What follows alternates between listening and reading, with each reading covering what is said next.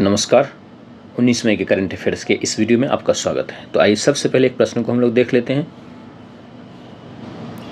ओडिशा तटरेखा के किनारे olive Ridley कछुओं की सुरक्षा पर केंद्रित भारतीय तटरक्षक बल के वार्षिक मिशन का नाम क्या है? इंडियन कोस्ट गार्ड का जो है एक मिशन होता है जो कि सालाना होता है और इसका उद्देश्य होता है ओलिव रिडले कछुओं की रक्षा करना। तो इसका नाम क्या है?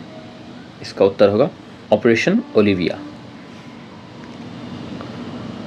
तो ऑपरेशन ओलिविया के माध्यम से यहाँ पर इंडियन कोस्ट गार्ड ने, भारतीय कोस्ट गार्ड ने लगभग 7 लाख से अधिक ओलिव रिडले कछुओं की रक्षा की। 8 लाख के लगभग कछुए जो यहाँ आते हैं उनमें से 7 लाख की इन्होंने रक्षा कर ली।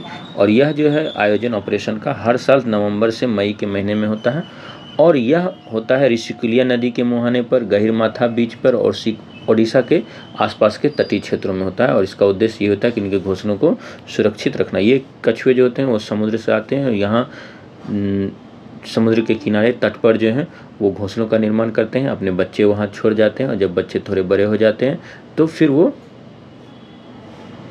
समुद्र की ओर चले जाते हैं। तो अंडों से फिर बच्चे निकलते हैं और वो समुद्र की ओर चले जाते हैं। लेकिन होता यह है कि अगर इनका ध्यान नहीं रखा जाए तो चिड़ियाँ खा जाएगी इनका और मर जाते हैं। तो इसलिए यह आयोजन किया जाता है। यह जो ऋषिकुलिया है नदी, वह तो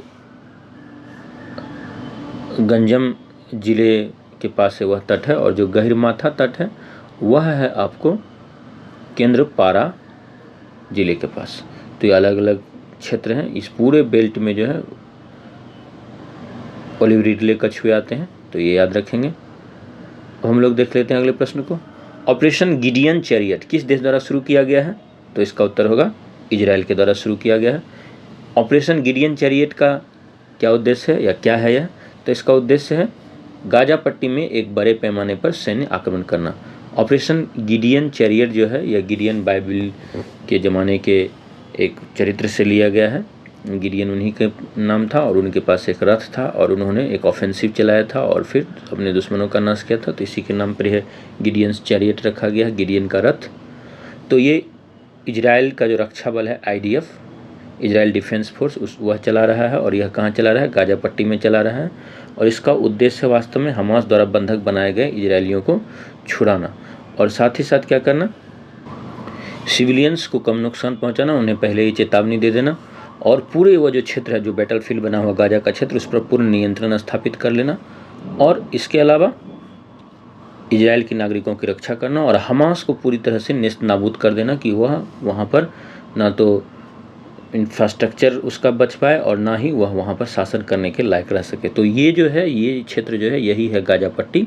और यहाँ पर देख सकते हैं आप कई सारे शहर हैं, जैसे राफा है, खान यूनिस है, जबेलिया है। तो इन सब क्षेत्रों में इजराइल का जो है मिशन चल रहा है। तो हम लोग अगले प्रश्न को देख लेते हैं। वर्तमान में न्यू कैलेडोनिया किस देश के नियंत्रण में है? तो इसका उत्तर होगा फ्रांस। फ्रांस के नियंत्रण में है न्यू कैलेडोनिया। और न्यू कैलेडोनिया कहाँ स्थित है? तो यह स्थित है दक्षिण पश्चिम प्रशांत महासागर में यह स्थित है। तो न्यू कैलेडोनिया को अगर हम लोग देखें तो न्यू कैलेडोनिया जो है दक्षिण पश्चिम प्रशांत महासागर में स्थित है और ये इस पर फ्रांस का नियंत्रण है। फ्रांस का ये एक तरह से कहें तो ओवरसीज टेरिटरी है और ये ऑस्ट्रेलिया के पूर्व में है, यह मेलेनेशिया में है। और साथ ही साथ यहाँ पर एक बहुत बड़ा न्यू कैलेडोनिया बैरियर रीफ भी है, जो कि दुनिया का दूसरा सबसे बड़ा जो है बैरियर रीफ है और यह एक यूनेस्को वर्ल्ड हेरिटेज साइट भी है।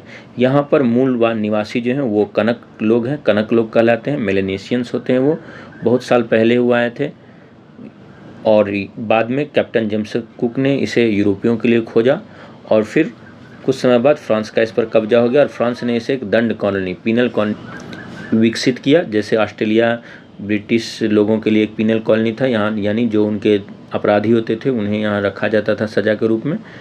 तो बाद में फिर क्या हुआ, यह फ्रांस का एक विदेशी क्षेत्र बन गया। लेकिन कनक लोग जो हैं वो स्वतंत्रता चाहते थे और इसी को लेकर विवाद चल रहा है, क्योंकि वहाँ पर क्या हुआ है कि फ्रांस ने अपने लोगों को बसाकर, फ्रांसीसियों को बसा करके इन लोगों को, कनक लोगों को माइनॉरिटी बना दिया, अल्पसंख्यक बना दिया है। लेकिन वो लोग चाहते हैं कि उनको शासन मिले, कनक लोग। तो उसके लिए एक नोमिया समझौता हुआ। समझौते के बाद वहाँ पर स्वतंत्र जनमत संग्रह की योजना बनी, लेकिन जितने भी जनमत संग्रह हुए उन सब में लोगों ने यही निर्णय दिया कि फ्रांस का ही हिस्सा बने रहेंगे। और अभी फिर से यह एक समझौता होने वाला था, लेकिन समझौता जो क्लियर नहीं हुआ है, और इसी के कारण यह क्षेत्र जो है वह राजनीतिक स्थिति जो है उसकी डमाडोल हो गई है। लेकिन इस क्षेत्र की जो सबसे बड़ी बात है, यह निकेल का बहुत बड़ा एक स्रोत है, major global source of nickel है, और इसलिए असंभव है कि फ्रांस इसे अपने नियंत्रण से छोड़े या एक स्वतंत्र टेरिटरी ये बन पाए। आगे देखते हैं क्या होता है।